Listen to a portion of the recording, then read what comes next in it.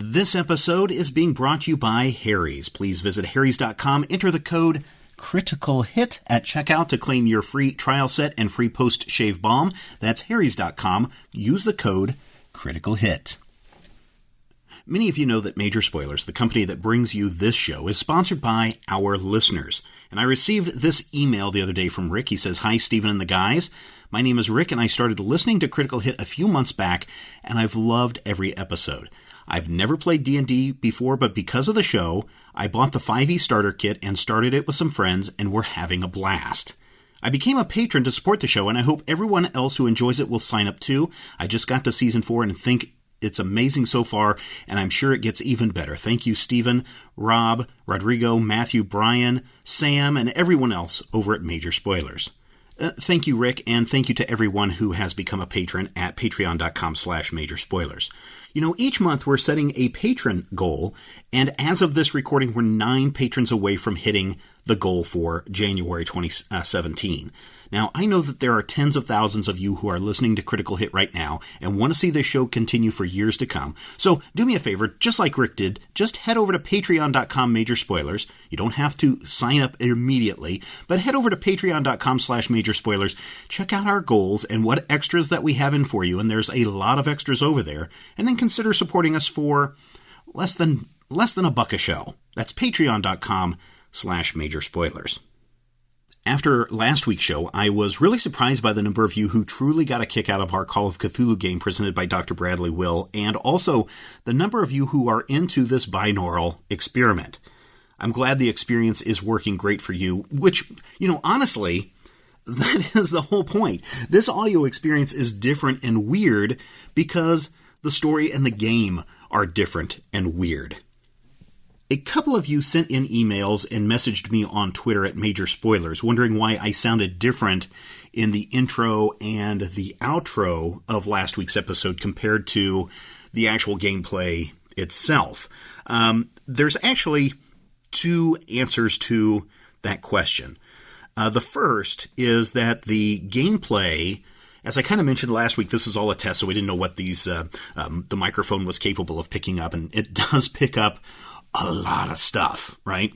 So it was actually picking up air conditioner noise. It was picking up a bunch of other noise. There was some a system sound that I was trying to clean up. And because of that, because I was trying to clean that up, it affects the overall experience. It sounds quite a bit different in the pre-processed bit of the show and the stuff that you actually hear once I've cleaned up everything else. So the other thing I've noticed too, and this is, I guess, a answer 1 part B, is that there's actually some artifacting that goes on when we're compressing this into an MP3 format. I've noticed this quite a bit. Does that mean we should release the WAV file or the AIFF file of this? Oh, heck no. There's no way you would be able to download almost a gigabyte of audio for a 1 minute or for a 1 hour show. And plus our storage space at Libsyn would not be able to accommodate that as well. So the second answer is that I'm also using a totally different microphone right now. I do have plans for binaural sound beyond just this game, so I went ahead and I purchased a different binaural microphone. I had hoped to get this new microphone in before we had finished our game session, but alas, this microphone's actually very popular, and it is handmade. And because of that, it was back ordered by a couple of months, and I actually didn't get it until November, right? Here's the cool thing about this microphone. If you've gone over to stephenschleicher.com, where I wrote up my first article discussing binaural audio and the experience, this new microphone I have is almost exactly like my plans for step 2 in my research process, which is kind of cool. Is there a huge difference in the sound? Well, why don't you be the judge? This is the sound coming from the original $90 microphone setup that I used to record the game. I know it sounds fine. There's some slight processing of the audio going on as some of the system noise is present in the audio file. I talked about that a little bit ago. Here's some left sound.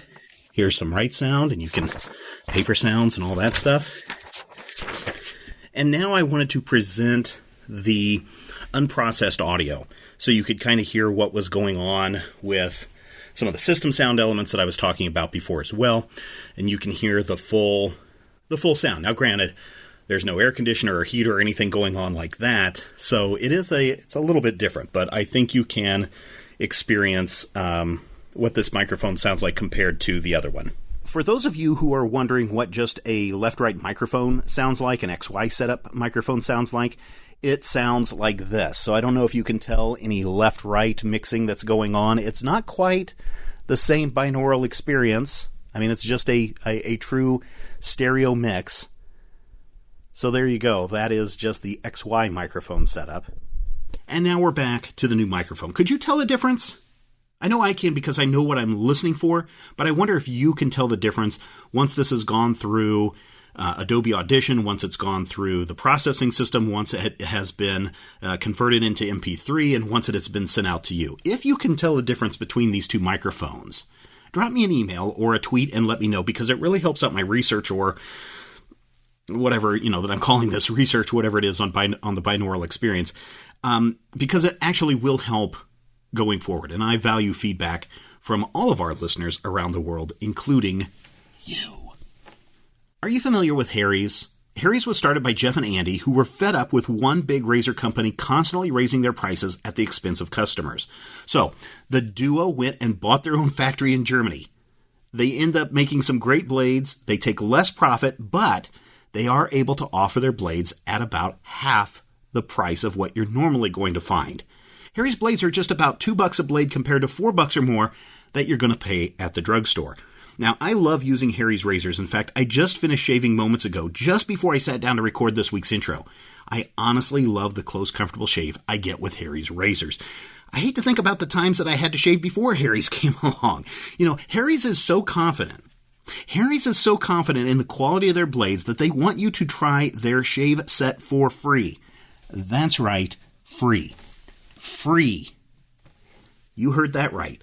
All you have to do is just cover the shipping cost when you sign up. Plus, as a special offer for fans of this show, just for you, go to harrys.com right now, enter the code CRITICALHIT at checkout, and get a post-shave balm for free. I love this post-shave balm. It's awesome. It's just a secret between you and me. So again, that's harrys.com. Use the code CRITICALHIT at checkout and get the post-shave balm for free.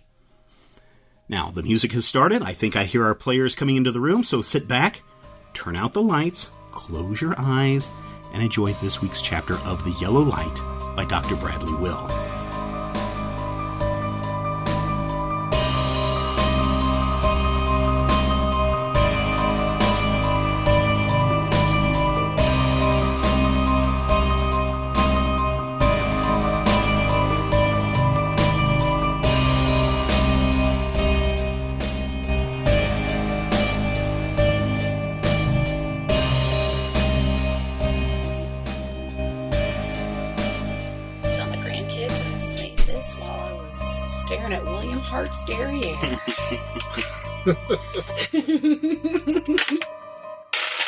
So who are you, Brian? Because apparently we all know each other, but I know nothing about any of you.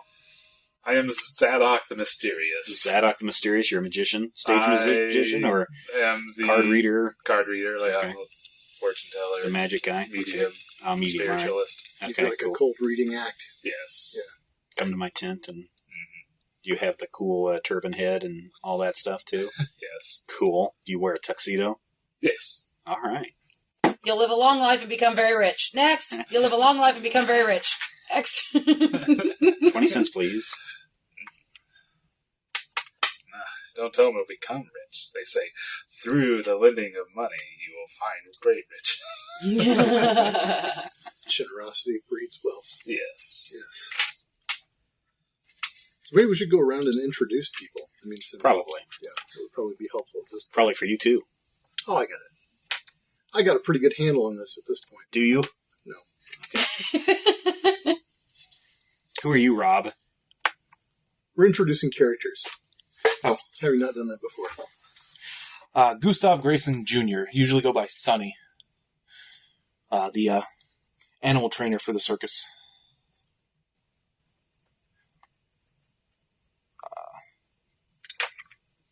some descriptions and whatnot. Sure. What was the size for 65? That's A bigger. little bit above average. A little bigger than the average guy. 150, 170 pounds. Mm-hmm. Bright red hair and green eyes. But fairly solid complexion, no freckles or anything. Just kind of looks odd on the redhead. Okay. Big scar across his chest. Uh-oh. Looks like an animal took a swipe at him. Okay. It's not Uh-oh. I'm Howard Roberts. I am a retired boxer. I'm 46 years old, retired boxer. So my heyday would have been like when I was in my 20s. So like at the turn of the century, so old-fashioned fisticuff boxing. Did fairly well for myself. So I do have money, but in retirement, I do like to keep busy. So I hooked up with this circus company and have been, general roustabout kind of duties. I grew up in Texas, and I think that's probably good for now. Yeah. Okay. All right. But I have seen the world because I traveled over to box. Doing them fisticuffs. Yep. Grace Grayson, fraternal twin of Gustav. Red hair, green eyes as well. Same complexion. Very well built as the acrobat, one of the head acrobats of the circus. Grayson, Sonny Grayson. We were born in a wagon on the road. Pretty much never had home. San Francisco is the only place we've been long enough to consider a residence. To have an actual door and an address. Mhm. Yeah. Not that we're there all that often. And she has a scar too, straight up her back right leg. Pretty decent. Nice. Oh, well, All eyes turn to Brian. On the spot. tallish guy, somewhat gangly, more, some might say wiry, but, dark hair, slicked back, sports something of, facial hair that, makes an attempt at being, nice goatee, but tends to be a bit more sparse than would be desired. Sort of Our sad- makeup gals usually fix that up for him. A sad Van Dyke, right? Yeah. Yeah. Okay. All right. A little cleft is a little off center. And you have some occult leanings. Yes. All right. Okay, so you guys head back to the house where there's another Los Angeles County Sheriff's car in the driveway, and a deputy is there in the car. Gustav, guys, see if you could.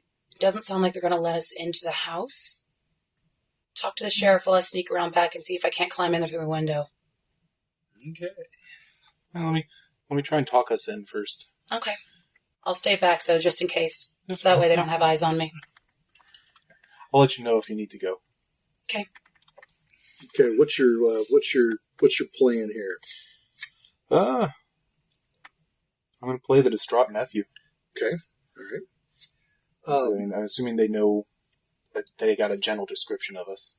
Yeah. And This guy was we here. stand out at This least. guy was here when the other Okay. deputy drove off. I would imagine we're wearing normal street clothes, not your acrobat. Still. Crazy Right, redhead. right. Well, And we match. We're redheads who match. And he doesn't take off his top hat ever. top hat or turban? Turban. Okay. That. All right, so what are you going to try to... you've got a choice here. You can persuade or fast talk. Which angle are you planning to take? I'm definitely going to be fast talking. Fast talking? Okay. Yeah, my persuade's at 10. My fast talk's at 35. Okay, because persuade, I mean, if you could legitimately be a distraught nephew, in which case you would be persuading somebody. If you're going to be fast talking, then you're going to be working an angle. Actually, his Right? uncle. It was actually his uncle. I can confirm that he was, in fact, actually his uncle. Not the body. But okay, give me a roll. I will make a roll myself. Okay, what is your roll? 30. 30. Okay. All right. So what's your angle here? Give me. What are you saying to this cop? So we found out. Have you been told what we found out at the lake? It came in on the radio that you did not identify the body. He is not your uncle. He was not our uncle. All right. So we were supposed to meet him here. He sent us a message without a whole lot of information to come down. I want to see if there's anything in the house that might indicate where he went. Or yeah, look, I'm supposed to keep the house, locked down for the moment. I'm here to watch and see what's going on. We're not going to move anything. I just want to. Our uncle's missing. I'm worried. I want to. Okay, I'll tell you what. I'll do. I'll come in with you. Yeah, that'll work. Okay. All right. Yeah. And this is your sister here. Yes. Okay. All right. Yeah, I'll come in with you. If you all want to go in there, I'll come in with you. I need you to be careful. We need to not. If there's something in there we need to know about, don't go trashing the place. All right. Certainly. Okay. All All right. right. Think of it. All right. So are all of us going to go in, or just those two? Those two are going to go in, and if you guys want to follow, Okay. I mean, clearly he's speaking to the two of them, and you guys are just there as extraneous baggage. Okay. But if you want to slip in afterwards, that's your business. I give Kirk a nudge. We start to go around the back side of the house. We'll just go around, look around the outside. All right. Okay. All right. So you all go in the house. This is a little craftsman-style bungalow. 2 bedrooms. There's nice little kitchen, nothing fancy, no big deal. Little sitting area, a little dining nook.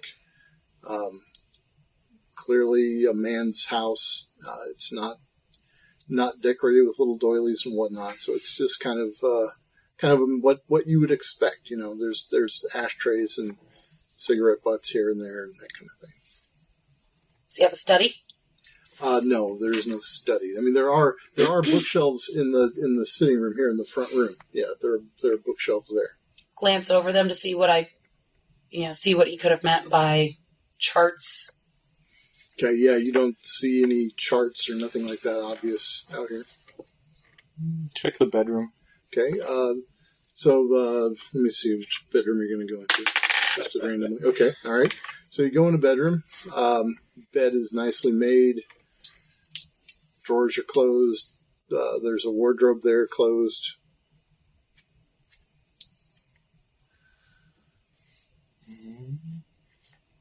Kind of look at the officer and gesture to the wardrobe.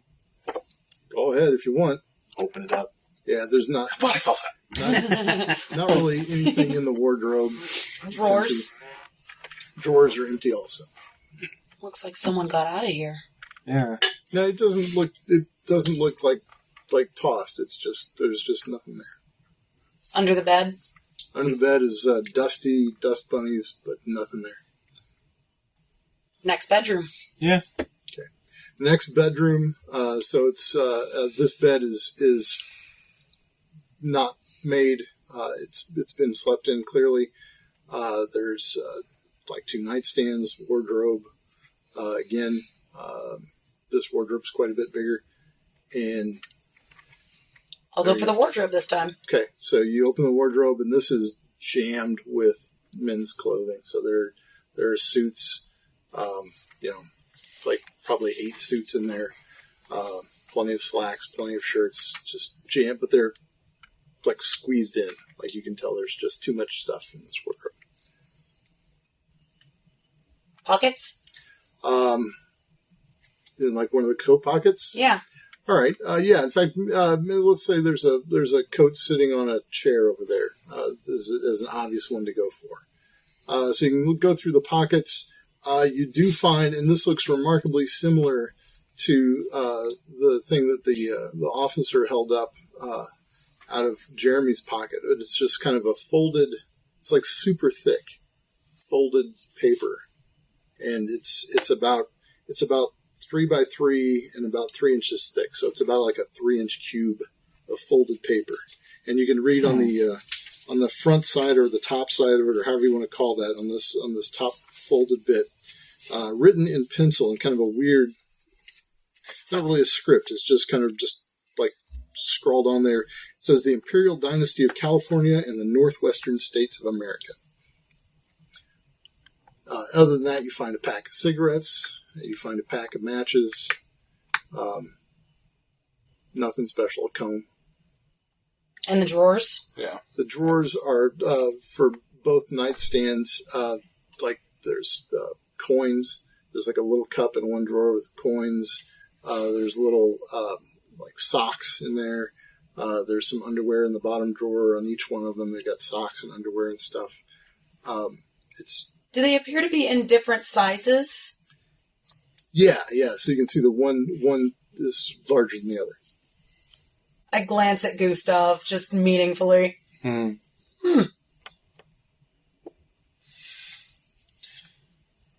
must have been his room. Check under the bed. Under the bed, there's like 3 pairs of shoes under the bed. That's it. And dust bunnies. Piles of dust bunnies. Anything remarkable in the bathroom? You see a couple of razors, a couple of toothbrushes. Exactly what you would expect in a bathroom where 2 guys are living. Any other rooms besides the kitchen that need to be checked out? Basement? Attic? No, there is no basement here. I suppose you could probably, you can see in the little space between the kitchen and the drawing room, there's a little thing there where there's an attic. Pull down. Yeah. It's not even a pull down. Actually, it's just a push up the panel and somehow hoist yourself up. Hey, wait, hang on. Before he can even stop me. Hang on. No, before he can even stop me. Okay. Climb, jump, go. All right. So you're up there, and it's about what you'd expect in an attic in a rental place. Not a goddamn thing. Just really nothing? Just it's hot. Even in January, it's hot. I guess by now it's about February since it's Sunday. Yeah. Not even a box of photos? Nothing. Literally nothing. Yeah, you would expect your uncle never got up here ever. Okay. Down. Yeah. Anything? Nothing. So what was up there? Nothing? Okay. Spiders. Yeah, all right.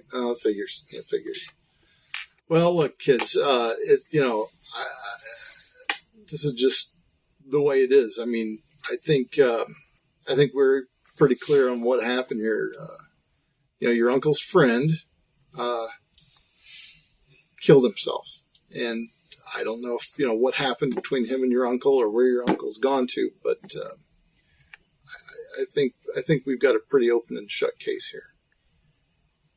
I'm sorry to, I don't know. If you hear from your uncle, though, I think we need to talk to him about this. Of course. Yeah. Because, he might be able to shed some light on what his friend was thinking at the time there. Do you know, was there a falling out between them? Did they have words? Is there a problem? We didn't even know this man existed until today. Oh. We hadn't heard from our uncle for a couple of years until we got the telegram that brought us here. Oh, I'm sorry. Okay, I thought you all knew. I mean, I thought you understood. I'm sorry, I didn't. I think I've got a fairly good idea.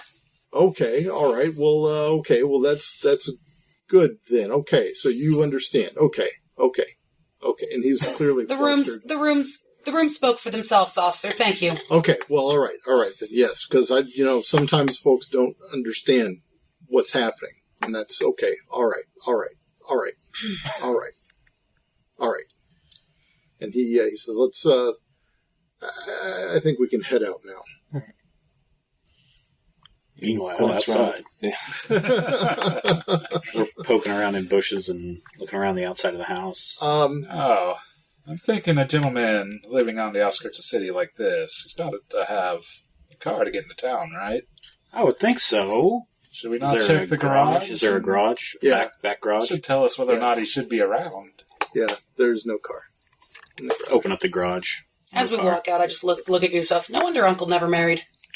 Is there any sign that there was a car in the garage, like tracks on the... Yeah, there's an oil stain there. It's like a rock. It's just rocks in there. You know, okay. It's not a pea gravel, whatever. Yeah, but you can see clearly there's been a little oil leak there. Okay. Anything else in the garage? Nothing really. And there's not a cellar in this place. There's not like a coal cellar or anything. Normally in California, actually, homes wouldn't be built with underground. Well, but by 1920, they would still probably have some underground stuff because they hadn't done.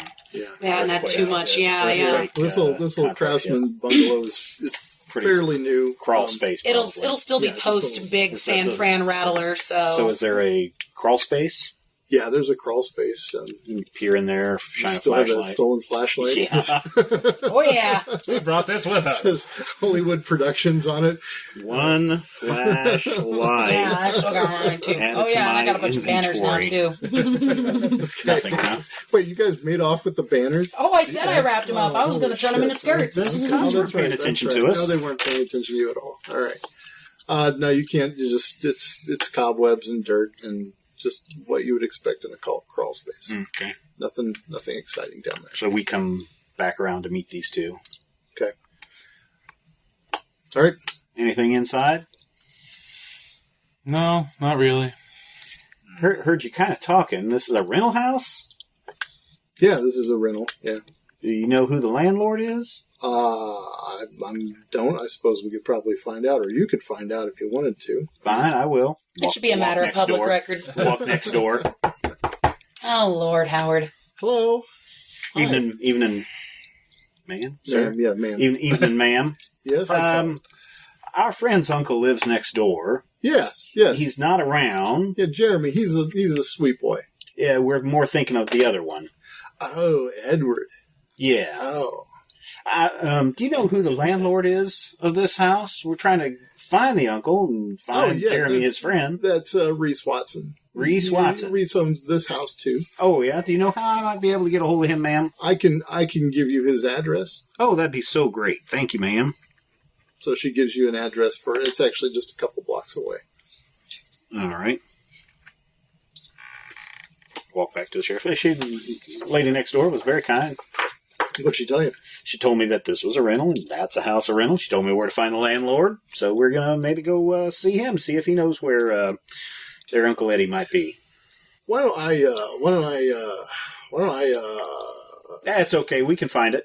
No, You need to I've guard been this here house before. after all, sir. I've been here before. Dude, you can see there's a man who clearly wants to go to talk to the landlord, but knows he's got to stay here and guard this house. So We got your friend's card. Your deputy's card, yeah. yeah, Deputy Miss so-and-so. Deputy so-and-so. He's Stephen so-and-so, as a matter of fact. That's what his name is.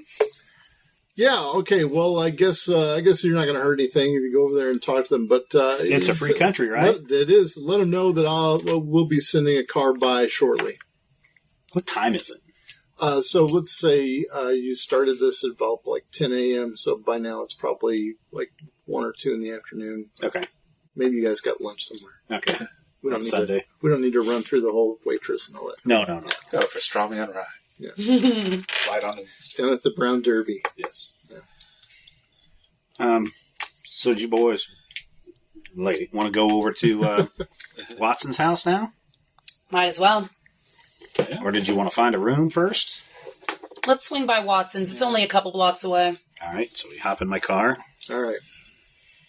a Cadillac Type 55. Well, It's an old car. oh, It bought at the heyday of his boxing career. yeah. And So it's sort of jalopy. it's a jalopy-esque car. I mean, people driving the street would say, oh, there's an old car yeah. In a land that with Model Ts and yes. Duesenbergs and all that stuff, yes. Okay, so we get in the car and we drive. Okay, so you get over a couple blocks, and there's another. It's a very similar craftsman-style bungalow. They all are in this neighborhood. Walk up to the door.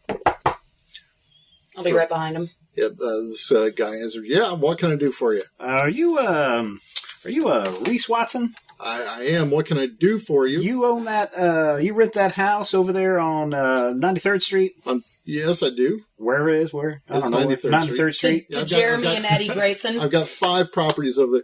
Well, Eddie Grayson is one of my tenants, yeah, and Jeremy Flithers. I'm his niece, Grace. That's his nephew, Gustav. We're looking for Eddie. You've got the red hair. I see that, yep. So, I guess what my friends are saying, they're a little jump ahead of themselves, is we're trying to find Eddie. You happen to know where he might be at on a Sunday? I don't socialize with... I mean, do you know where he works? Well, yeah. As a matter of fact, I know most recently he's been making a picture for those some studio, Hollywood Productions, I think. Yeah, up there at the Heart Ranch. Yeah. They've got a little setup there, but mostly. Well, I'm talking about Eddie, not Jeremy. Jeremy is the one working on the picture, right? I don't know what Jeremy's doing. Eddie's working on the picture. Well, what does Jeremy do? I don't know what Jeremy does. Oh, okay. I don't know. All right. Yeah. Well, so you don't know where Eddie might be at socializing or anything. Do you know where that? the Heart Ranch is? I do. Okay, if they're still filming, maybe up there, but probably down at the studio if they're filming today. But I think they wrapped on that picture. I think they wrapped on that picture a while back. I think we know where we got to go next. All right. Well, thank you. Thank you very much for your time. My pleasure. You have a good day. All right. Tell your uncle hi, he says to the twins. Can do. Mm-hmm. I'll do. He doesn't appear to be shifty about anything, does he? Make a psychology roll. I have actually got a very good psychology because as a boxer, I need to know some psychology. 19? 16? Yeah, 16. Wow, I love these dice. 6. 6. I hit it That on beats the a default. 50. Yeah, well, my psychology is 50. This man is the blankest of blank slates. He is as, Nothing. He is as transparent as a window. Okay. Nothing Yeah, weird that, going on on. the up and up. That boy's on the level. All I right. think maybe we should swing by the Hollywood studios, tell them we found their flashlights. Oh, I don't know if maybe we got to go there's that far, Howard. Maybe there's a reward. If there's a reward. I mean, we got to have a reason to show up besides just we're looking for Eddie and on a picture that may be wrapped, right? Was that? You mean Not missing sufficient. kin isn't good enough? People make up all sorts of excuses to meet celebrities. I mean, even myself, as a What? boxer, people would be trying to get in saying they're a cousin or a relative or somebody who hadn't seen Well, me if in a we long hold time. up flashlights and say these belong to you, some stagehand's just going to pluck them out of our hands and we'll never see hide nor hair of nobody ever again and we'll be out of excuses. So we might as well fly this one honest, Howie. Maybe we can go talk to lot security, perhaps. Maybe they would have some more information. What do you think, Kirk? Sounds good. I think, yeah. We go talk and see what we can find. Maybe try to determine what exactly he did on. Plus, who knows? Might need these For the flashlights studio. later. He might be a great flashlight collector. All right, right. so we're going to load back up in the car, All right. and we're going to go looking for a place called Hollywood Pictures. All right. Well, how do you propose to Or find it? Hollywood. Well, where are we? You're Downtown? In, no, Midtown? No. You're in a fairly nice, actually a very nice neighborhood, but it's just in sort of a newer section. This is in West Adams, Okay. so you're a ways out from downtown. Okay. So we probably ought to drive toward city center. We can just stop at a petrol station and ask Yeah. someone. Yeah, You're going to ask someone what? at the gas station. Okay. Like, I'm gonna where roll does- computer used to Google it. Bing, bing. God damn it.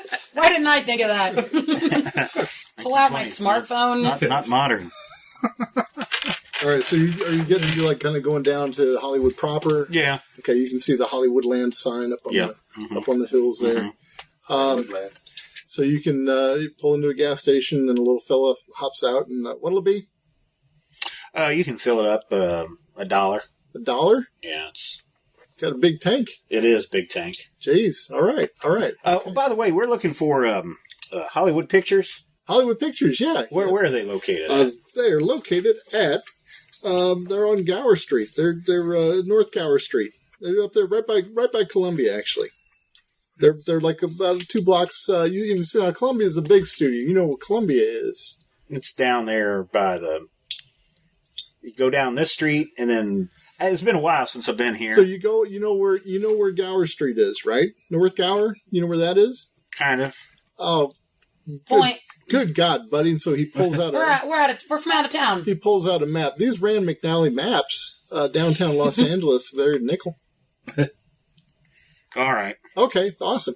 All right, so he gets out a pencil and he's like, okay, now here's Columbia. This is Gower Street here, and this is where we're at here on Watson. Okay. Oh, why didn't you just say go down Watson and then turn right and then? No, you turn left. That's what north. I said. It's right. North. North. It's on north. Your map's upside down, boy. Oh, okay. All right. There you go. And so you're going right about. So here's Columbia, and then right just past that is where you're going to find Hollywood Productions. Now, don't get confused because everything is called a Hollywood here. They're not the most clever of namers. We'll find them. Okay. Big sign, I'm sure. No. Big lot. No. This is a little job. Okay. Okay. All right. You know who ran that studio? Well, Nate Simpson is the president of the studio. Are you not from around here at all? You have no idea about how Hollywood works. Son, it's been so long since I've been here. Okay, so you don't know anybody who would look at my screenplay? No. Sorry, can't help you with that. Okay, all right. Well then, all right. $5. Is it a good story? Oh well, you got a minute? I can do you a 3-minute version. We gotta go. We're supposed to be at a meeting. $5. We're supposed to be at a meeting. I hand the boy $1 and some change. Okay. All right. Well, you have a good meeting. Okay. And away we go. All right. So you pass Columbia, gigantic, awesome, beautiful snow white walls, plastered. What do they call it? The big gate. The neo. Oh, the Art Deco? Yeah, yeah. And then you get down the block and you see a sign for Hollywood Productions, and it's just this, brick wall, and there's a little, a doorway there, like a double door, like a barn door. I think I know exactly which studio you're talking about, too. Guys. It's called the Sunset Gower these days. There you go. So a guy's standing there. We pull up. Okay. Let's get out. What can I do for you folks? We're hoping to find your, hiring or employment department. We got a missing relative on your payroll. Well, the HR folks are all gone. It's Sunday, Well, is there anything in production right now? Very missing. Yeah, not today though. I mean, we got films in production, yes, but not today. This is a security guard. Yeah, what can I do for you folks? Yeah, well, maybe you could help us. Do you know Eddie Grayson? Yeah, Eddie Grayson. Yeah, he's been working on. In fact, they wrapped just a couple weeks ago on that film they were working on. What film was that? Oh, that's King in Yellow. King in Yellow. King in Yellow. That sounds interesting. Hey, wasn't that monster thing yellow? Yeah, that's yeah. So, you know Eddie well? No, sir. No, I mean I know him to let him in. You haven't seen him today? No, sir. When was the last time you saw him? Well, they wrapped production on that movie a couple weeks ago, so he doesn't come around here just, people. What did he do on that picture? He was an actor. Oh, an actor. Yeah. Oh, okay. I didn't know he did the acting. Yeah. He seemed more of like a construction guy. You know him, right? What part was Uncle Eddie playing? I don't know. I didn't actually. I'm out here, so I know that, I had, So not a big enough part for him to be bragging. Eddie and Jeremy would sense. arrive together typically, and then, that they would. Jeremy was an actor too? Yes. Jeremy Flithers, yes. What, did he have a big part too, or the same part as... I'm not a casting director. Listen, Gustav and I here are Eddie's... How do you not know? We're his kin. We came into town looking for him. We can't find him. Well, you should probably try his home. We've already done that. We've already checked with his landlord, and we've already checked with the police. Okay, so we need to come to his place of Sometimes work. people go to the park. He might be at the park. I give this guy a withering glare. I just gathered your uncle was a park sort of person, okay? So I don't know. I'm trying to help. Where are the nearest bars? There are bars everywhere, sir. This is downtown Hollywood. All right. Thank you. Can you please take a message from Grace Grayson to HR and casting? Ma'am. For Monday? I cannot. No, ma'am, I cannot. I won't even be here Monday. You can't leave it here at your guard station for your... Yes. And so he unfolds what is clearly a receipt or something from some store that somebody's written on, and he goes, okay, ma'am, yes, what is your message? Any information on Eddie Grayson... He's scribbling? Okay. He writes down Eddie Grayson ? Relatives looking, will call again this week. Okay, all right, I will be sure to pass this on. And he folds it nicely and jams it in his pocket. Thank you, sir. You're welcome. If there's anything else, sure I'll have to help you with it. Who's the director of that picture? Oh, the director is Alan Smithy. Oh, yeah, I've seen a lot of his work. Yeah, he gets around, but he's not one of our regular studio guys. He's not. Well, I understand because I see his name on a lot of pictures. Yeah. Good ones. Some, yeah, some not so. Yeah, I like Mr. Smithy. He's a good fella.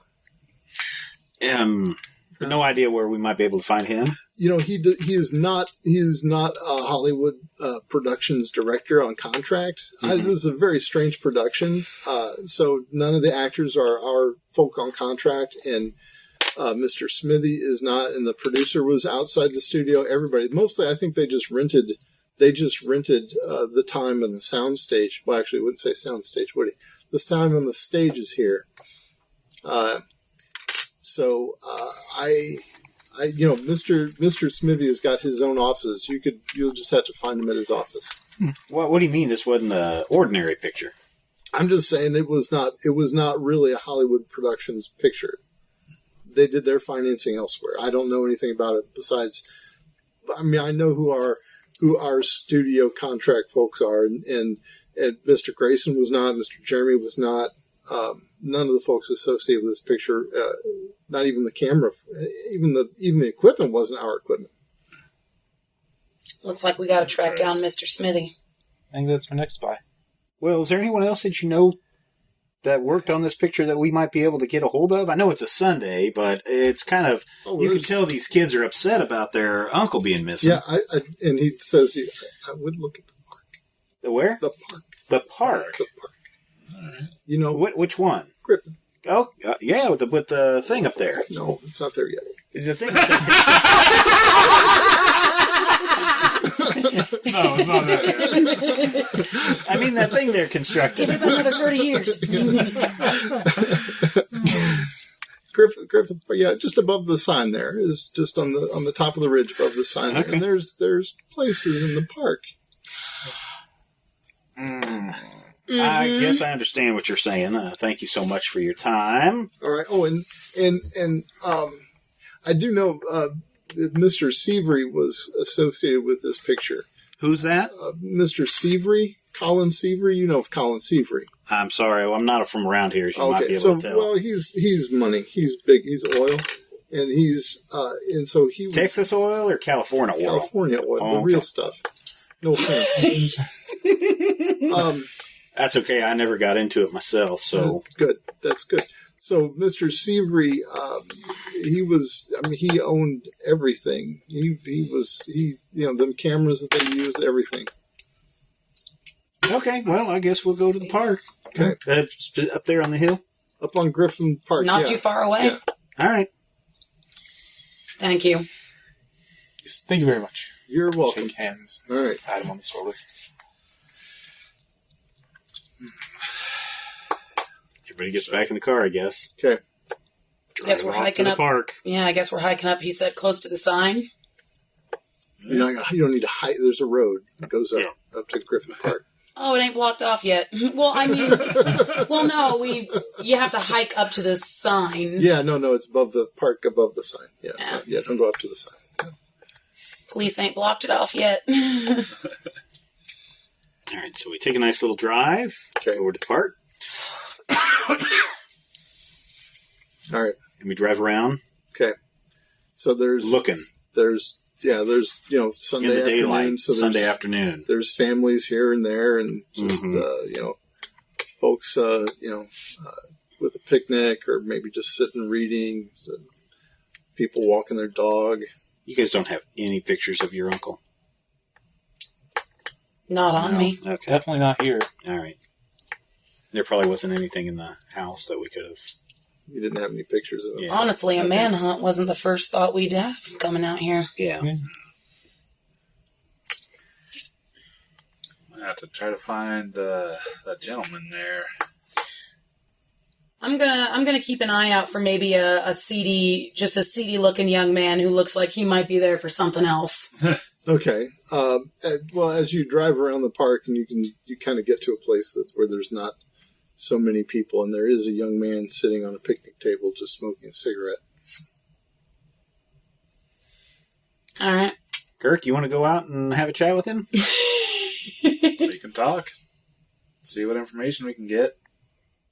It'd be a Wind little up with weird a hand if on too your many knee. of us all go out at once. He might Be get a little weird. Yeah. Let's see what information we can gather. Excuse me, young sir. Hi. Hello. Hello. Hello. Hello. Anyway, we were hoping to try to find someone around here. You and those folks in that car over there? Yeah. Mm-hmm. Yeah, a Okay. family friend. Well, as you can see, there are not a lot of people around here. No? Have you ever seen a guy what maybe looks like them too? Orange hair, older? There are guys here sometimes. And specifically with red hair like they have? I wouldn't know. Sorry. No? No. All right. You want to make it? What kind of approach you want to take? Lion You want to do persuasion? You can do intimidate. You can do fast talk. You Probably just want persuasion. to ask some questions. Kind of asking some questions. Okay. All right. Getting the feel. Do you want to make Yeah, you're getting a feel. Wow. Wow. All right, make a persuasion. As he's talking, I get out of the car too because I'm kind of tall, and I'll just lean up against the car, staring at him. Okay. Not so much. All right. What's your roll? It was 68. 68. My 57. Okay. So no, I don't. You don't see a lot of red-haired folks around. That's why I thought he may be memorable if he was. Sorry, I got nothing for you. Well, there's two of them. If you... I'm not sure what you're suggesting, but Well, I'm just saying. Well, now you've seen some around. okay. All right. Okay. I'm not sure what your deal is. So he just walks away. He's just walking. So he's done. Looking with for you. a friend. Sorry. I'm not going to be your friend today. Okay. I'm not going to be your friend. So Sailor, I know I'm not on the menu, but seriously, has anyone older but male come looking at you? I'm walking away, and I don't know love what of you God. people are doing, but Have a good evening. yes, you too, I suppose. Obviously, Grace is getting on her last nerve with this shit. Anybody else hanging around? No. Then there's some people over there, like a couple with a dog, but they're about 100 yards away. Okay. But nobody else. No, and this guy's disappeared. Well, we could split up. I suppose. Maybe a group might be scaring or intimidating some people. So what did your uncle look like? Well, hopefully he had red hair. Yes. Well, the Oh my landlord gosh. said they had a Well, resemblance. Gus, go with Kirk. I'll go with Howie. That way we at least have someone to point at, each of us. Same hair color. We haven't seen Uncle Eddie in at least a couple of years. So I don't know what he would look like nowadays. All right. All right. Ask around. See if anyone's So seen you're going to anyone ask what that looks couple like. with the dog over there? Sure. Okay, so you walk 100 yards over to a dog and a couple. Yeah. And Sonny Gus, pets, focus! Sonny pets the dog. Okay, all right. Sorry to bother you. My friend gets a little excitable around animals. Oh, it's all right. He's a good dog. We understand. We actually wanted to ask. We're looking for one of his relatives. He'd look about like him, but older. Name of Eddie Grayson. I'm sorry. No. No. Sorry. Just thought, if you would have seen him around, we came to town on his call, and he didn't seem to be around, so we're just trying to figure out where we could find him. You realize this is just a park, right? Yeah, I understand. Someone suggested we might be able to find him around these parts. At the park. Yeah. It's a nice Sunday. Does he have a dog or something, or what? Yeah, something like that. Okay. All right. No, I mean, you can see there's nobody with red hair. There's that couple over there, but who Howie and I are walking probably towards at this point. Or it is you and Howie. Yeah. She's got red hair, but that guy clearly does not. She's my sister. Okay. Oh, good eye. Okay. Good eye. Thank you. All right. Good luck finding whatever you're looking for. Okay. Good dog. So we're gonna go up around some trails, some bushes, talking trees, to the couple first. Tree areas. Okay. I'm gonna ask the couple, of we're course. the Same couple. couple with the dog. Oh, we were the couple. Oh, okay. Yeah. But we're gonna go poke around in some off the beaten path areas of the Okay. park. All right. So there's some paths. And you wander down some paths. Nobody around. No, there's not a soul. I mean, it's kind of creepy, as a matter of fact. It's a path to the north, and there's a path to the west. I think this is. You might be eaten by a group. I think this might be something better done. Light a lamp. Later at the night. Wait, they have both the Good point. Considering the crowd we might be here looking for. Yeah, I think that doing this at nighttime might be better off if we're looking for somebody that might know Eddie, or that Eddie might know, or even Jeremy. Right. It's not. I don't think that their friends would be here at this time of day. In daylight. A lot of them may not be. Fair point. All right, so we'll probably head back towards the car and the group and yeah. We're thinking this might be better done later in the evening when people might be out socializing more. All right. That makes sense. But for right now, we do have a few names that we can go look up. Or we could probably need to at least find a place to rest our feet. Suppose that's fair too, Howie.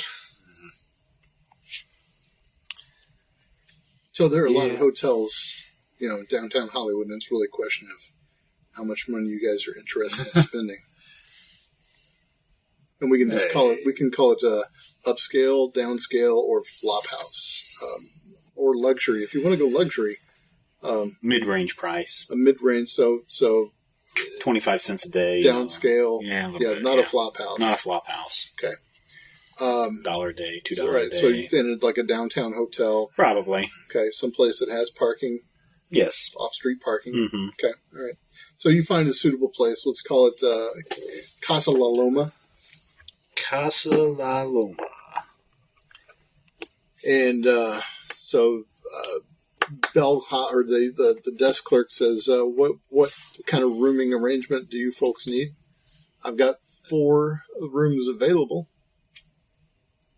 What kind of rooms do you have available? Well, I mean they're rooms. Yeah, like 1 bed, 2 bed. I've got rooms with 2 beds. I've got rooms with 1 bed. All right. I think we're going to take 2 rooms, 2 beds. 2 rooms, 2 beds. Yeah. Okay. Mm-hmm. All right. I can do 1 on the 3rd floor and 1 on the 5th floor. Suppose that'll work. Okay. You get some keys, room 311 and room 515. 311? Take it. To you. Whoops. All right. There's two of them. Who else wants 311? Oh, she'd take the 311. Okay, all right. And then, so one to Grace, and then, what did I say, 517? Yeah, the 517 is open. Here's 517 and Thank 517 for you. Thank Okay. you. All right, so we've got Kirk is in 517. And we're in lucky number 313. 311. Oh, 311. Darn. We don't even have a 313 in this hotel. Are you kidding? You think we're crazy? Yeah. All right. So, baths at the end of the hall. All right. Well, thank you so much. So how far away would we be from the Hollywood Pictures place? Oh, we can just say you're downtown, so Okay. you're You a 10-minute walk. you ever have any dealings with Hollywood Pictures? I mean, sometimes their actors come in, need a place to stay. Yeah. I suppose we got. I mean, they don't seem to be one that would be using like Biltmore or anything like that. No. You know that operation well or not or anything? Not really. I mean, that's not. They're not big. They're just they're it's a studio. Pretty straight shooting. They did that Samson and Delilah. Do you remember that last year? Oh yeah. Yeah, that was a good show. I like that. And then they did. They're just they're always turning out stuff. Now they do a lot of gangster stuff. And so they did that. They did that Mall's Bunnies. Mm-hmm. You saw Mall's Bunnies? Maybe missed that one. Okay. Well, it was okay. I can't remember what else but see, they don't own their own theaters. They just make movies. And so, it's not a big time studio. Now they are promoting the hell out of that one picture though, that new one that's coming out. Which one is that? That King and Yeller? Yeah, you saw that. I mean, they're pushing that one hard. They've got ads in the papers and they've got ads in Motion Picture Magazine. They're everywhere. When's that movie come out? Oh, the premiere for that is Friday night. This Friday? They just wrapped that 2 weeks ago. That's Some fair. quick cutting. They actually do that pretty quick. Yeah, actually not a whole lot of post these days. Still silent films and whatnot. There's no sound to do for it. Yeah. You wouldn't happen to have a paper for today, would you? Sure. He can give you the Examiner or something like that. There's one there. Don't take it. Just that's the lobby copy. Okay. Oh yeah, no worries. I'm flipping through looking for an ad for the movie. Yeah, and you can find one. The premiere is going to be this Friday. It's going to be at Lowe's State, which even from out of town you should know is a huge theater. And it is touted as in living color.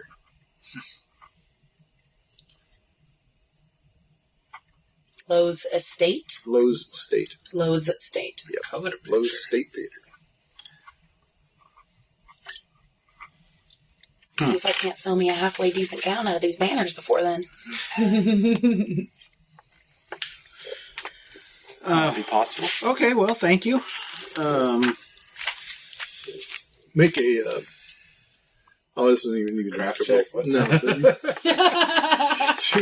You do recognize on the ad that same weird thing. Symbol. Yeah. Okay. That odd yellow sign. No, it's just black. It's just. I mean, it was yellow on the banner, yeah, but It's black. Black and white newspaper. Right. Yeah. You got it, Rob. So we came with a highlighter. Color this page. What's a highlighter?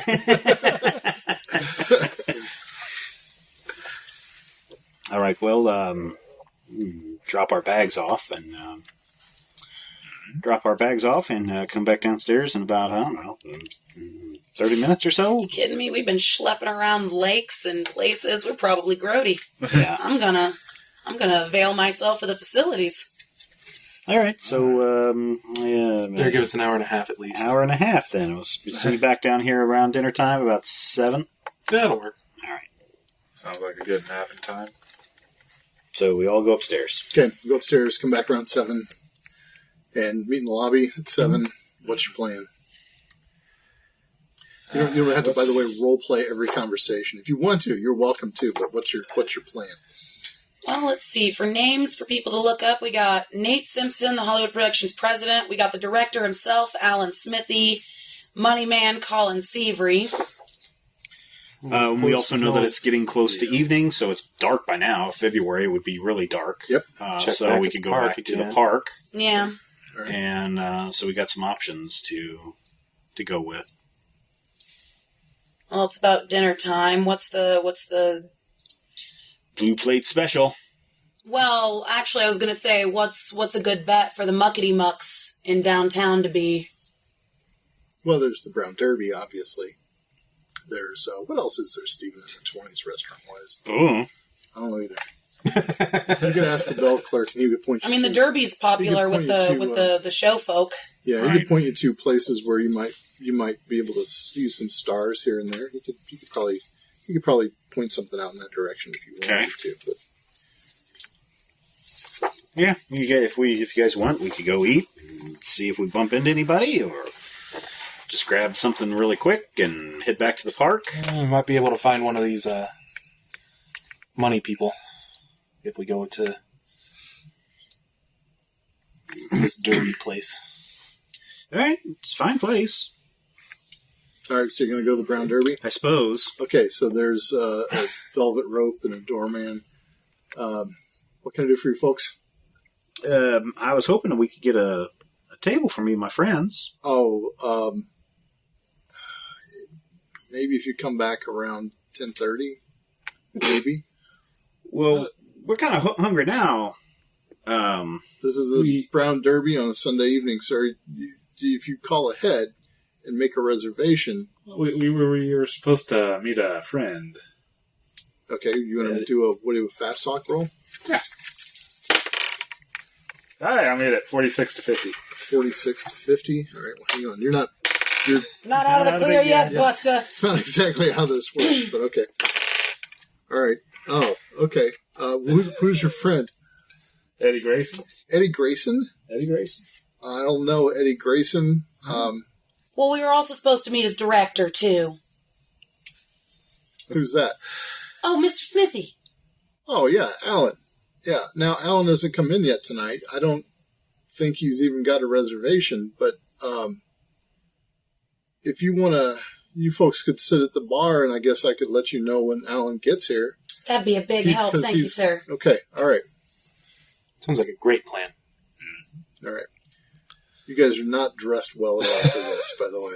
Well, if we were going to the Derby, we'd probably have spit-shined ourselves. Okay. All right, you spit-shined. So you've got clothes. Well, you've got clothes. Well, hey, you're a step We ain't ahead. total frumps. Hey, I mean, We know when we gotta perform. Howard was at one time, and he still has lots of money, so it makes sense that he would have a nice suit You got clothes. that he would carry with him, and anytime he would travel, Okay. All right. in case of emergency, or dinner at the Brown Derby. All right. Yeah. I imagine I'd have a halfway decent flapper's dress and a cloche hat. All right. All right.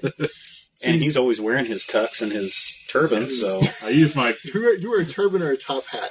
turban. Turban. Okay. All right. All right. I thought Rob said top hat. Rob Earlier. did say top It hat. really threw me. So I didn't know. The turban adds like 3 inches too. Well, less than a top hat. Yeah. There you go. and Rob's wearing whatever Rob wears. All right, so you can see as you sit there at the bar, being served drinks. And by the way, they won't get you a plate at the bar, but they will get you a martini or whatever you need. Gladly. Heavy on the olives. Yeah, yeah, you're really hungry. But you see all of Hollywood royalty come in. You name it, they're there. So, yes, Valentino. Jack Dempsey? Jack Dempsey? Jack Dempsey is there. Yes, Jack Dempsey is. He would probably know me. Just saying. Well, Appearance of 75. Maybe wink over in Valentino's direction real quick. Gotta get him before that appendicitis does. but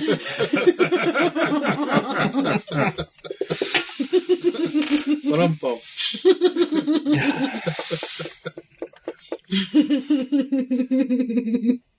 So what's your plan, team?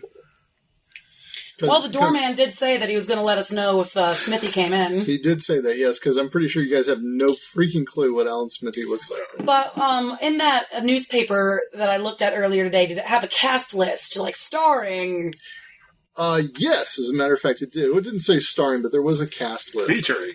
So, and in fact, even gave character names and who's playing them. Give me a second while I dig out my proper notes here. So it says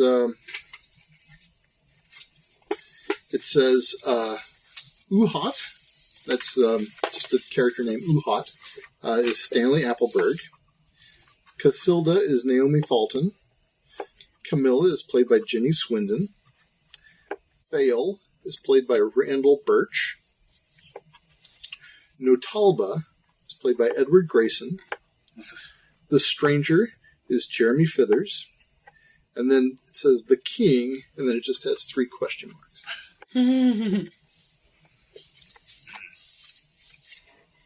Do we see any of these notables? No. In fact, you actually have no idea, apart from Edward Grayson and now Jeremy Fithers, you have no idea who any of these people are. I motion the barman over. Okay. What do you need? Sir, well, first, please top off this martini for me, if you would. Also, I'm really interested in that production coming out real soon.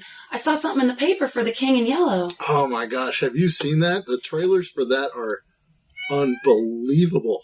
Oh, I mean, unbelievable. Well, I got a relative who's in the cast, and I was hoping to say hello to some of his people. Oh, there's nobody... Nobody here tonight? Well, I mean, that's Hollywood Productions. But I mean, the movie is... I understand, but it's got such buzz, you know? Well, yeah. Well, I mean, have you seen it? I mean, it is in living color, even. It is in living color, yeah. Have you? I mean, you haven't seen it. No, not yet, but our uncle keeps saying... Have you seen The King in Yellow? I've seen the trailer that's running at Lowe's. It's unbelievable. It is unbelievable. They've got to make the premiere? They have... No, but they have a special projector just to run the trailer. It is amazing. You know, seriously, it is. Mr. Seavery must have really put some high dollars in this, huh? Yes, I would imagine somebody must. Yeah. So, but it is worth a quarter to see the trailer. Well, we'll keep that in mind. So none of these, Naomi, Randall, doesn't seem like any of those people? Yeah, these are not. Okay. Yeah. Well, the place seems to be empty of any of his castmates. Want to hang around for a while and see if we get the director? Yeah, it's Smithy, Seavery, and what's the other one with the... let's see. Smithy, Seavery, and then the president, Nate Simpson. Okay. Make a... who's got the best luck of the bunch? I've got a total of 80. Same here. Let me find my luck here. Boom, boom, boom, 50. boom, boom. Where is luck? Did you roll it? I did. It's 50 is what I have, yeah. Okay, so 80 is about what we got going? Right? Mm-hmm. 80, 50, 50. All right, make a luck roll. Both of us, or just... No, just the 36. 36. Okay, that's less than half even, right? Yeah. Mm-hmm. Yeah. Okay, all right, okay. So, the doorman comes up and taps you on the shoulder and says, Mr. Smithy's here, but he just asked for a table for one. How weird. Well, you won't mind if I just sidle up and ask him if he just wants to join us at the bar. Yeah, he's just right there. Thank you, sir. And he walks away. Okay. Who's you've got the fast talky persuasion-y? Okay. Yeah. I've Good got stuff. fast talk, at least. Okay. So there is this guy sitting at this table, and he is as fidgety as you could imagine a person being. He is thin. He has a beard of about 4 or 5, maybe longer than that. But it's it's a beard, but it's not a full-on beard. You know, He just hasn't shaved in maybe almost a week.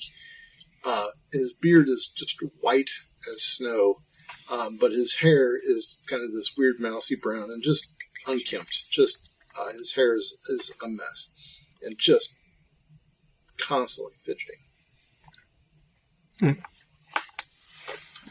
Walk up about as nonchalant as I can pull off. Okay, Safe distance behind him. you're coming up from behind. No. Well, it's behind him. behind.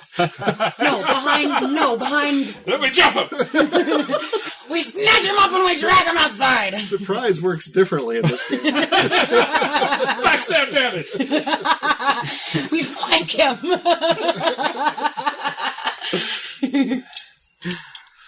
So that doesn't happen. Anyhow, I'm going to approach him. Smithy is looking at the menu and just kind of... I'm going to try and make sure he notices a person coming towards him before he actually... Mm-hmm. Hi, Mr. Smithy. Yes. Listen, I don't know. What is good tonight? I'm sorry. I poke up from behind Gus. What is... Okay. We're not the wait staff. Oh, okay. You know our uncle. Okay. Edward Grayson? Yeah. We were just hoping that you might have any information about him. He sent us a message saying to get down here, and then he's been missing. I don't know. Eddie's missing. He's missing? What does that mean? He's missing? We don't know where he is. The police don't know where he is either. Why are the police looking for Eddie? We think Jeremy's dead. Jesus. Jeremy's dead? What happened to... My God. You haven't heard about any mishaps on the set? We had a fine shoot. There was nothing wrong with... I mean, look, it was a weird shoot. It's a weird shoot. It's a weird picture. But there was... No. What? Why is Jeremy dead? They think suicide, sir. Jesus. Oh, my God. Put a comforting hand on his shoulder. Oh, my God. Why? You can understand why we're really worried about the whereabouts of our uncle right now. Well, no. They were roommates, and he's missing. There was a revolver found next to his body, all shots spent. Jeremy and Eddie were roommates. They were roommates? Yeah. Spoke to their landlord today. I thought Eddie had that little house. Yeah, Jeremy stayed there with him. He did. Really? Apparently. I did not know that. That's why we're worried. And Jeremy's dead. Yeah. Jeremy's dead. Jesus. Why is Jeremy dead? They think he jumped off of one of the set pieces. We struck all the sets. There's not anything even left down there. Not from what we saw at 10 in this morning.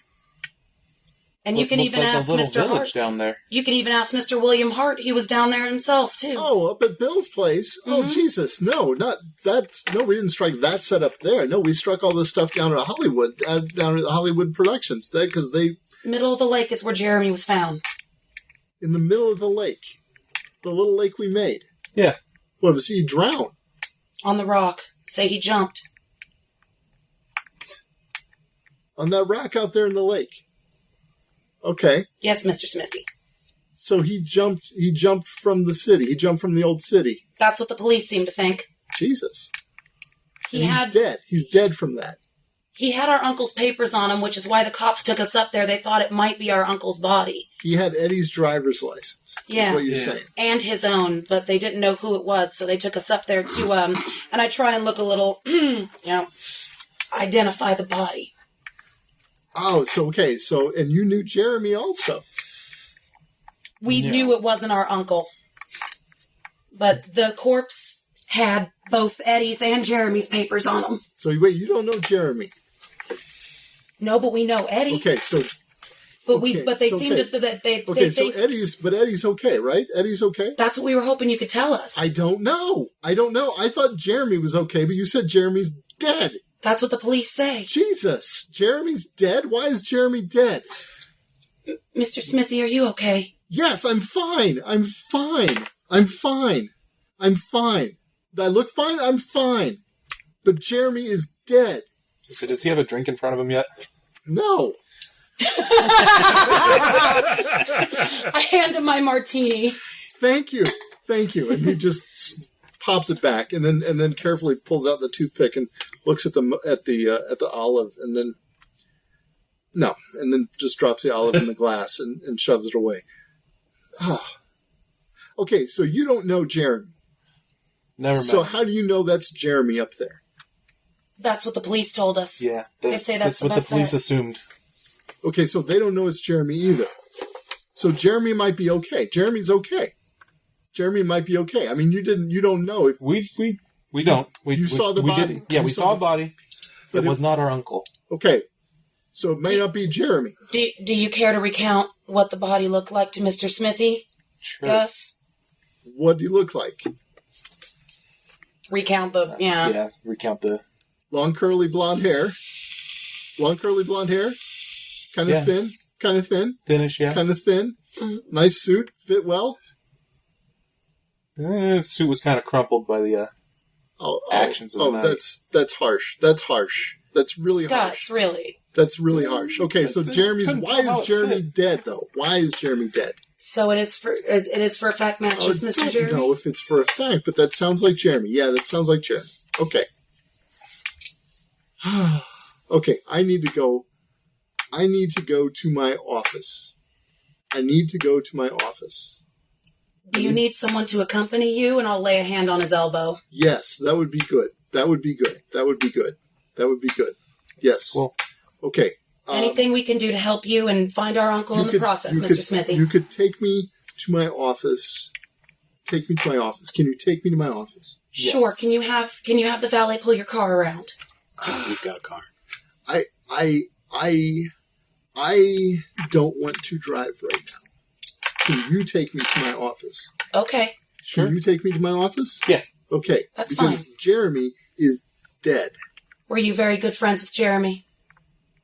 Well, he worked for me. He was a good guy. Jeremy, I mean, I would be worried more if your uncle was dead, but Jeremy is dead. When we made this film together, you have no idea.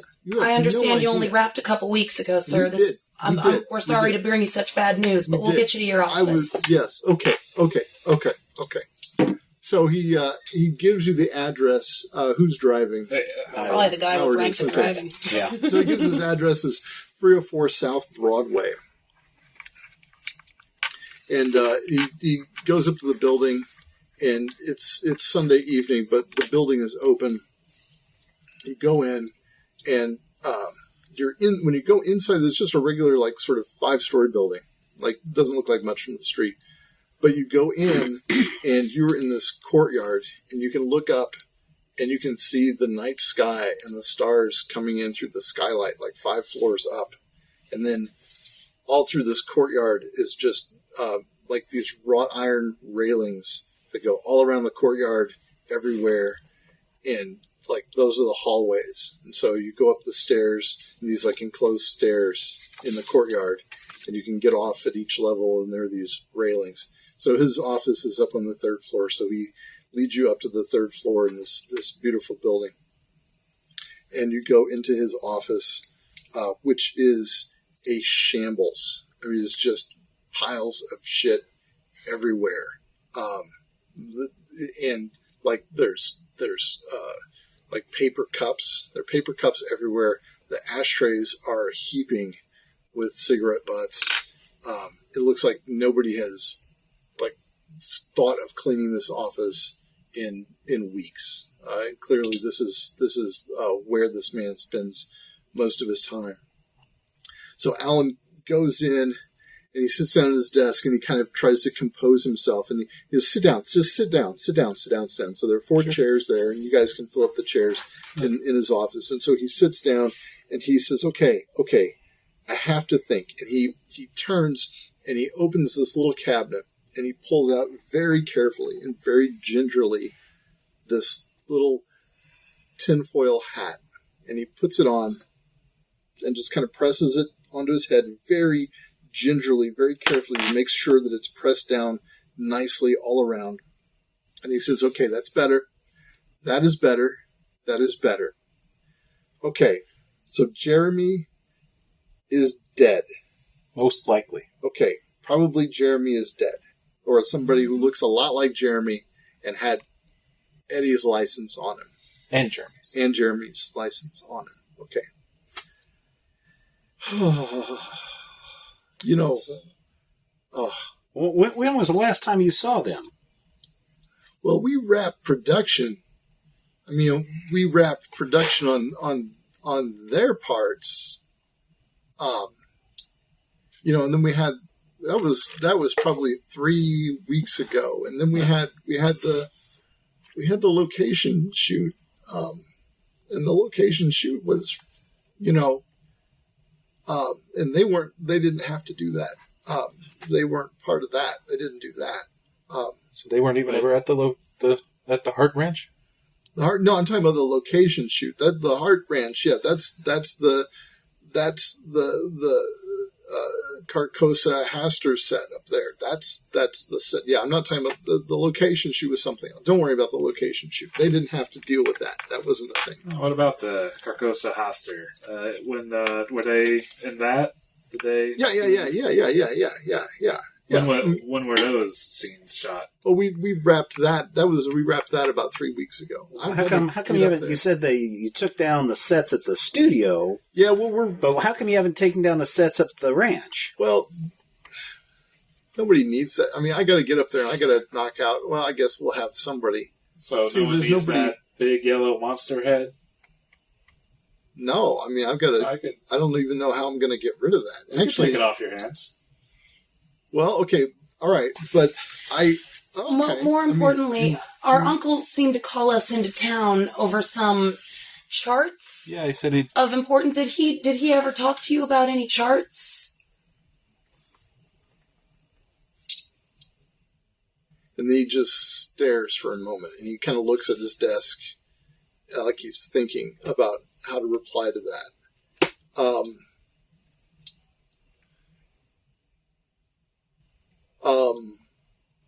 He told you about the chart.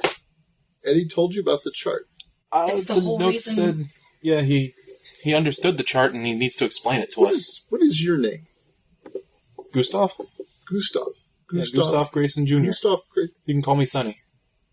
I'm Grace Grayson. Yes. Okay. So he told you about the chart. So you know about the chart. He mentioned the chart. He says, and we only got the one telegram from him. He says, understand chart and needs to tell us.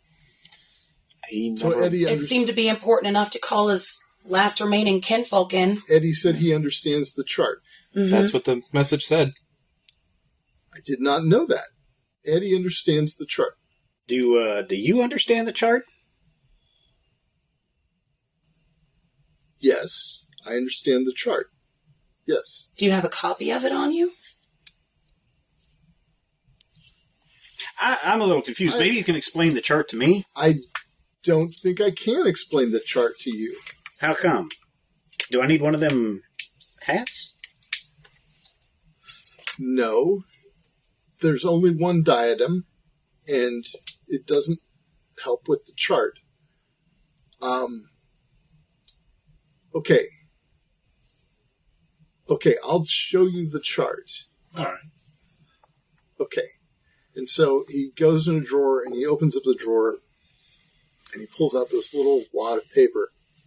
It's about 3 inches thick, kind of folded up, and about 3 by 3. Oh. And on it, it says, written in blue ink, it says, damn it, now I can't get it right. Real something. It says, didn't anybody write this down? No. It was like the Northwestern... The Imperial Dynasty of California and the Northwestern States of America. Yeah. And he says, okay, so this is the chart, and I'm going to show it to you. Okay? Yeah. Okay. And so he unfolds it, and then he unfolds it again, and he unfolds it again, and again, and again, and again. And it's folded in half each time. He unfolds it like 8 times. And by the time he unfolds it, it is this 4 by 4 piece of paper written in blue ink. This really, you can just see there's kind of a thing in the middle, and then there are these arms that radiate out from the thing, and there are then little other blocks of text, and then there are blocks of text, little arms that radiate from those blocks of text, and they go out, and it makes like a thing. So there's just a little block of text, another block of text, and he's holding it, and it's 4 feet by 4. It's huge. So okay, this is the chart. This is the chart. Mm-hmm. Mm-hmm. Does anything about it, like blocks of text, like can we read any of it? What is it? No. So if you try to read it, you see that the blocks of text are really just like symbols of the zodiac, and they are alchemy symbols. It's just like kind of. It looks like it's written in like some kind of code or something. Kirk, you understand any of that? Yeah, I mean, does this look like a star chart? You can make an occult roll. Make an occult roll. Can I also? Sure. Kirk That knows by 20. nothing. Apparently not. Neither do I. 75. Damn it, that would have made it. Not So me. yeah, you cannot make Just barely. heads or tails of this. So Roll a 4. Come on. Nope. 19. Nice and low, but not enough. I really don't have any occult points. okay. All right. So look, But you guys saw this before, right? So what do you make of it when you look at this chart, sir? do you understand the chart?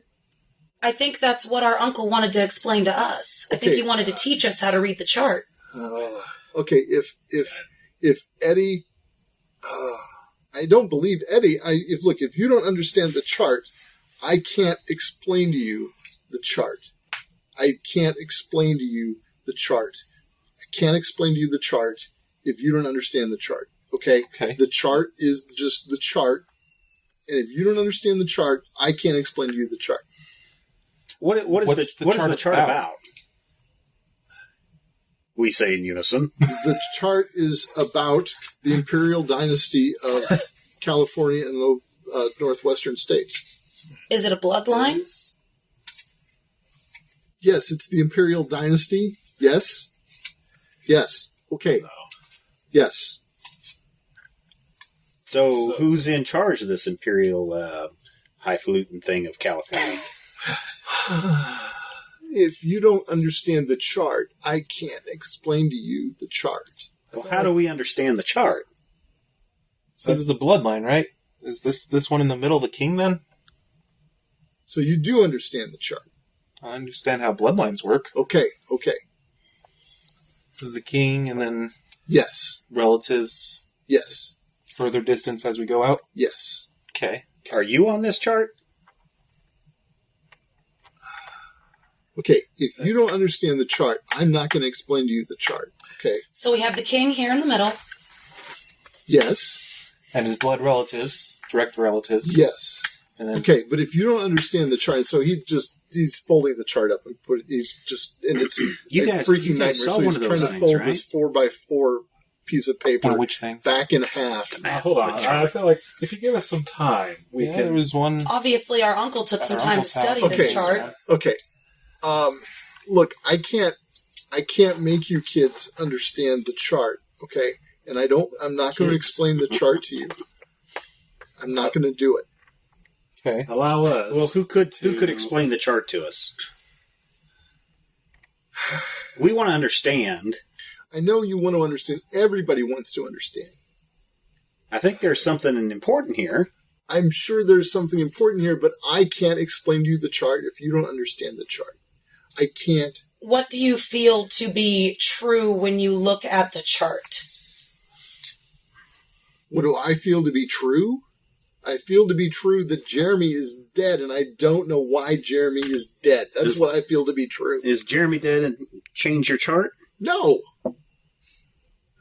That doesn't even. Piece of paper. That doesn't even. Oh, But so looking- he finishes folding. He's Can I- now getting it down. But to the looking big at it, you wad. feel 100% certain now that Jeremy is dead. No, not from the chart. No, you just asked me what do I feel right now, and it's what I feel right now is Jeremy's Can dead. I roll psychology to find out to see if there's that I can sense anything weird? Sure. I mean, obviously, his weird's going on. Yes. But that I can pick up on anything of. I'm trying to figure out his mania. Yeah. Oh, not good. 74 miss. Okay, so the other thing you guys can do, and I don't know if this is a particularly good place, but you can push rolls, and this is not a pretty good place to do it, but I am reminding Right. you of that mechanic. I'm not really sure how you would even push a psychology. You just say we roll. just push and we'll re-roll, You can, right? you can, I want to. You you have can to. kind of maybe you could ask him some leading. Yeah. You have to have when you push, you've got to have Right, like a right. scheme the for this, rationale right? for how you're And, putting more and effort. if you fail again, then So you and our uncle were both very, very interested in the chart? I didn't know your uncle even understood the chart. No, I had no idea. When did you find the chart? I found the chart. I had some time. I had some time away. And when I had some time away, that's when I found the play, and that's when I found the chart. What play is that? The movie, The King in Yellow. Oh, the movie that's coming out on Friday. Oh, it's adapted from a play. Yeah, this is a French play. Yes. Yeah. Yeah. Le Jeune Noir. Le Jeune Noir. Wow. Ski. Yeah. Have you read the play? Confess I have not. We didn't even know our uncle was working on this film with you, sir. Really? Do you? Okay. This is our first communication from him in a couple of years. So you can probably understand why we're a little confused. I can help you a little bit. Look. So, out of character, does the world know about this book? No, you've never heard of this book. All right. I can help you, but I can do this. You're Eddie's kids. Who are you? Niece and nephew. He's our uncle. You said that. I can loan you, but I'm loaning it to you. I can loan you this volume. And he opens the drawer and he pulls out the slim black book. And he hands it. Okay, so he hands it to Sonny and says, "There you go. But look, I want that back. All right, we'll get back to you. Okay. Perhaps we can give it back to you at the premiere." Are you going? Do you have tickets for the premiere? Not yet. Okay, I am. To be honest, I'm worried. Worried about what? If nobody shows up for the premiere, you have no idea how much money is in this movie. You have no idea. We built cameras and projectors for this movie, and if nobody comes to this, it seems to have a lot of good buzz on the street. Here's what. Okay, hang on. And he gets in a drawer and he pulls out and he goes, "Okay, there's 4 of you. Do you want to bring guests? Do you want to bring guests? Because I've got 50 tickets. The place holds 1,400 people. I've got to get this place packed. We can see who we can find who's interested." Okay.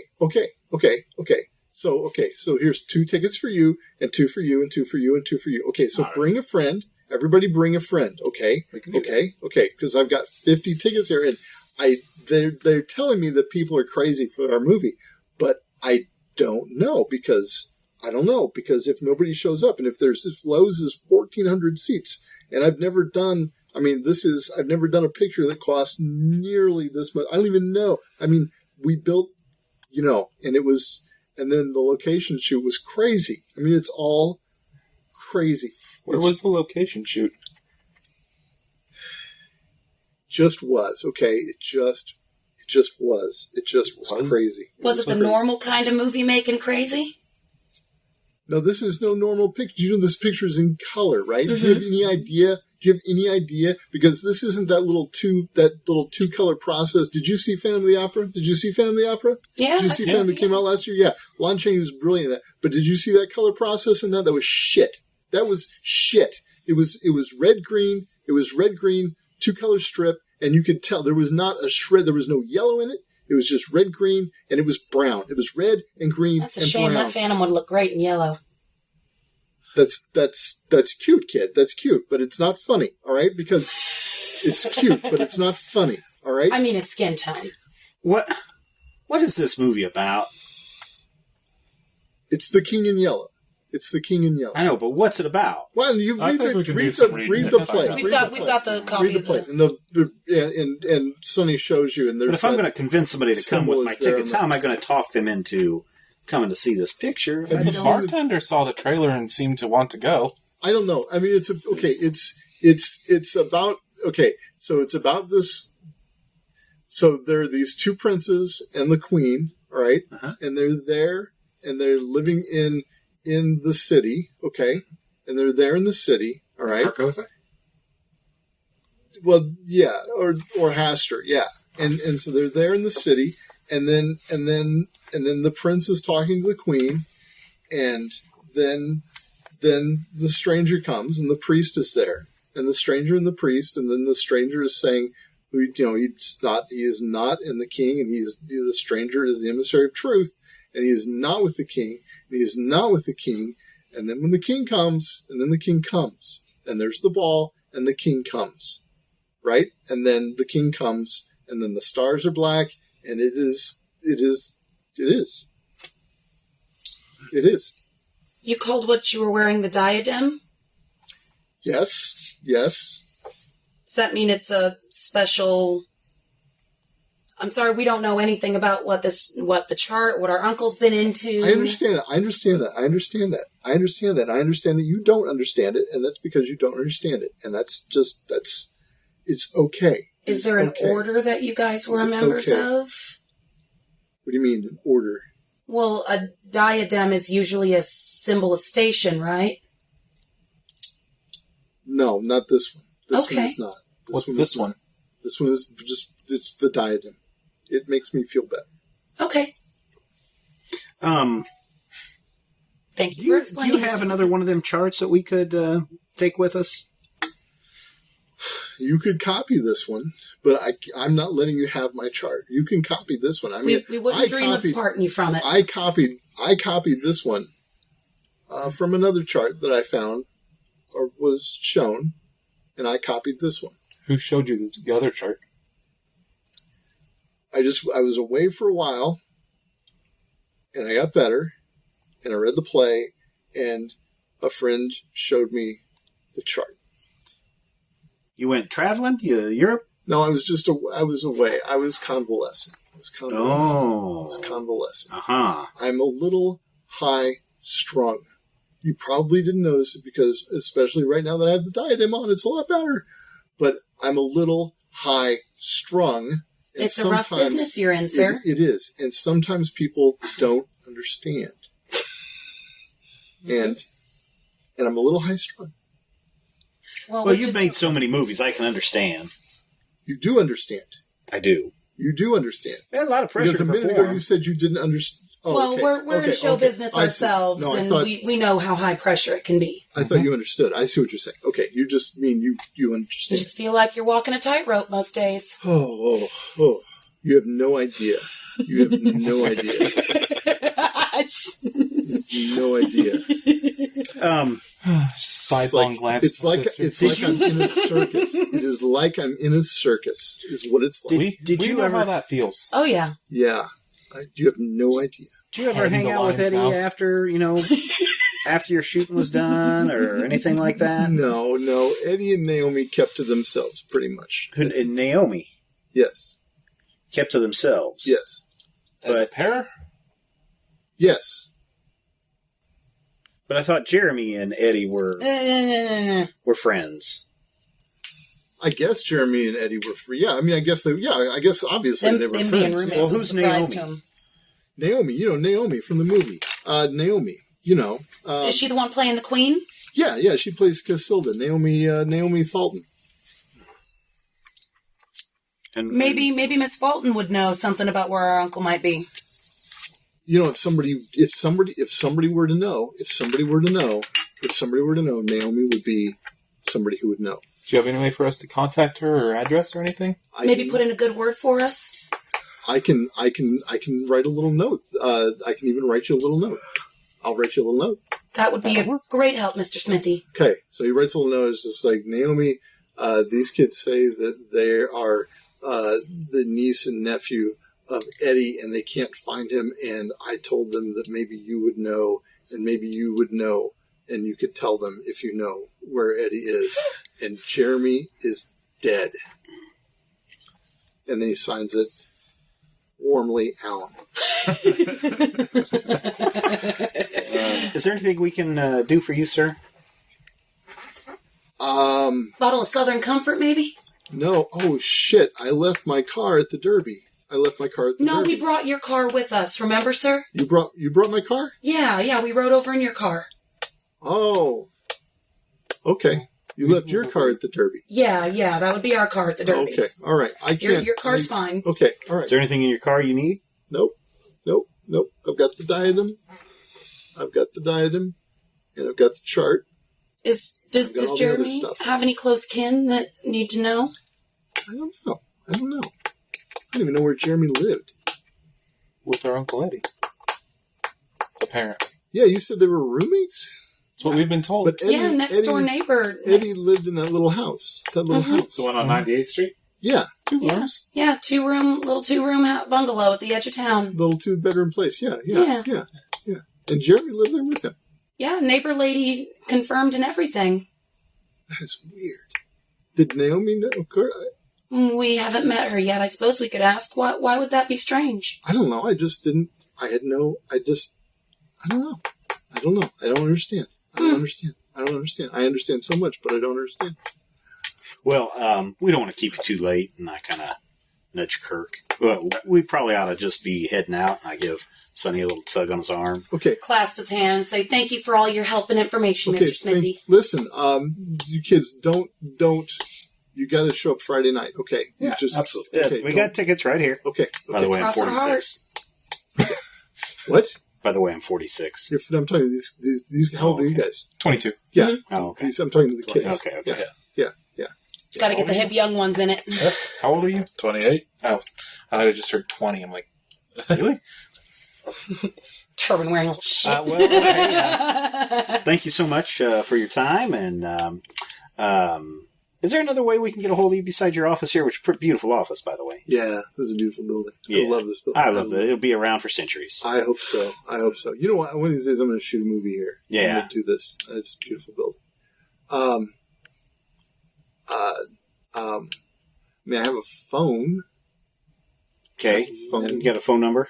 Yes. All right. Yeah, he'll give you the phone number. Now, Klondike 5. Julie, 2555. Klondike 5. Julie is, she's not here on a Sunday, though, so she won't answer the phone. Who's Julie? Julie, Julie. Secretary, the probably. secretary, yeah. It's just the secretary. Yeah, you know Julie. Yeah, You I know meant just to Julie? get a hold of you. No, so if you want to call here, Yeah. call here. Because Okay. I'm usually here. This is where I'm usually Okay. here. All right. I'm Well, usually here. you have a good evening, sir. Okay. Thank you, Mr. Smithy, and we're sorry for your production's Okay. loss. If you find out why Jeremy died, you let me know. Okay. Certainly. Okay. You'll be our first call. Okay. All right. Thank you. All right. We okay. exit. One of us grabbed the note, right? Mm-hmm. Okay. Whew, that boy is loony toony. Something rattled him. He wouldn't even talk about the location shoot. That guy something's weird with him. But you see that chart? Yeah. I've seen that cube somewhere. Yeah, there was a copy of it in one of the coat pockets in Uncle's room. Well, you wouldn't have seen that one. No. We were wandering around looking through windows and stuff. We were glancing as you pulled it out. Yeah. As I say, trying to nudge Yeah, I got you the one I into, palmed hey. from the house. Like, does Oh, you palmed it from the house? Oh, it would be a good idea if you'd said that, but okay. does the chart match? Is it a chart? Yeah, Was it it? says the Was same it? thing. It's the exact same thing. Because this one's in pencil. The one you have is in pencil. Okay.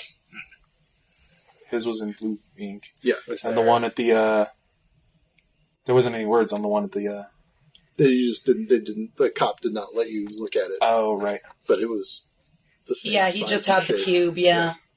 So we've seen 3 of these now. Well, the cop didn't unfold his, but I got Uncle's right here. I'm going to bet they're the same thing. Probably. Well, we should check it out. See if perhaps he left any additional notes. Yeah, we should probably Some go information. down maybe should to a diner. Well, we got to hail a cab and get back to his car first. Yeah, Fair or we enough. could just, You can actually just hop a trolley. The trolley's everywhere. Yeah. So you can get a trolley back to the Derby. That's no big deal. So by the time you get back there, though, it's going to be probably 10:30 or 11 o'clock. yeah. This would probably be prime time for Griffith Park, You too. still have not eaten any food, by the way. For 3 whole days now. I will point out that you did not get dinner. We could probably grab Olives, yes. a sandwich from a cart somewhere. There's probably like a tamale. Or, you know what we should do is we should go to a diner where we can sit down, open up the map, or the chart, or whatever, and take a look at it. Swear to God, if any of you gets au jus on the freaking chart. All right, so you unfold the chart. It's No gravy, Kirk. It's this 3 inches, 3 by 3. You fold it. It's 3 by 6. You unfold it. 6 by 6. You unfold it again. It's 4 by Anyone got half. a ink pen on him? No. I want to go over the pencil, basically.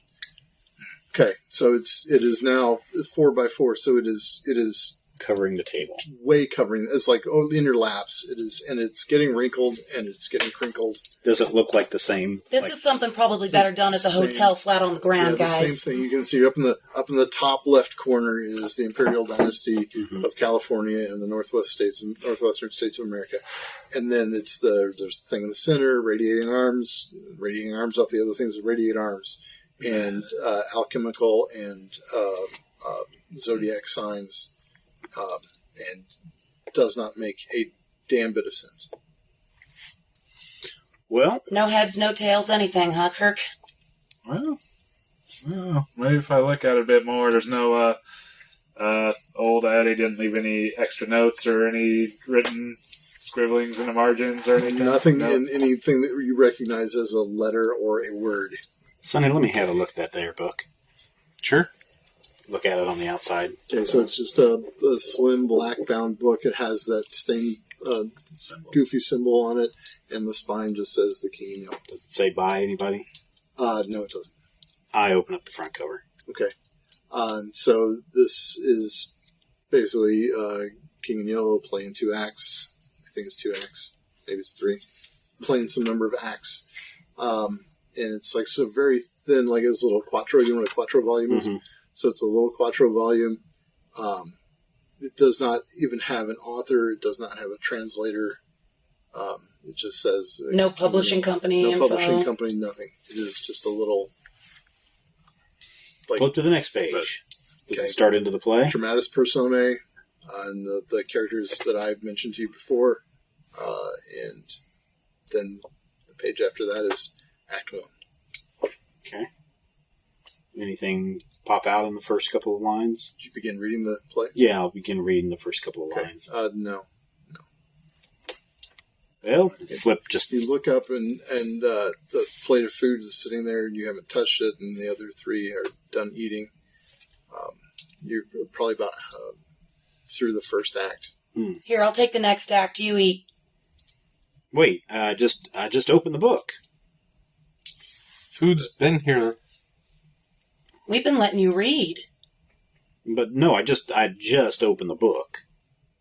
It's been a good 15 minutes. No, you understand.